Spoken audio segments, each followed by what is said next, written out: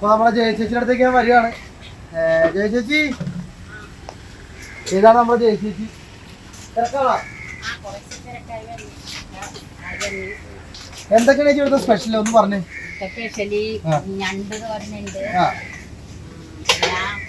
കരിമീൻ ഫ്രൈ ആവണേ ഉള്ളു, ബ്രാലുണ്ട്, പിന്നെ ചെമ്മീൻ റോസ്റ്റ്, ചിക്കൻ റോസ്റ്റ്, ക്യാബേജ് അല്ല ക്യാരറ്റും ചെമ്മീനും കൂടി ഊണിന്റെ കൂടെ, ഇത് കാളൻ ഊണിന്റെ കൂടെ ഉള്ളതാണ് അത്, പിന്നെ ചെമ്മീൻ റോസ്റ്റ്.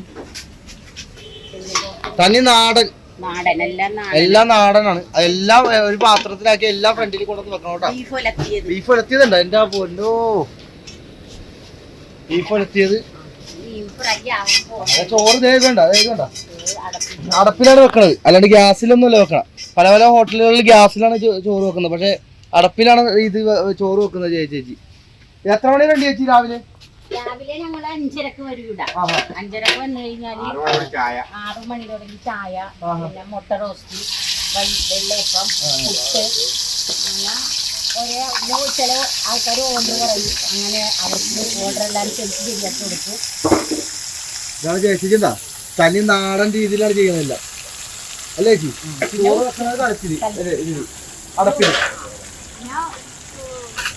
ചായയുടെ പരിപാടി ഒരു 10-10:30 വരെ. അത് കഴിഞ്ഞ് രാവിലെ എത്ര മണി വരെ ഉണ്ട്? രാവിലെ ഞങ്ങള് ഇവിടെ 2-3 മണി വരെ ഉണ്ടാവും. ഉച്ചക്ക് 3 മണി പിന്നെ അത്ര ചോദിക്കുന്നുണ്ട് വൈകുന്നേരവും കൂടെ.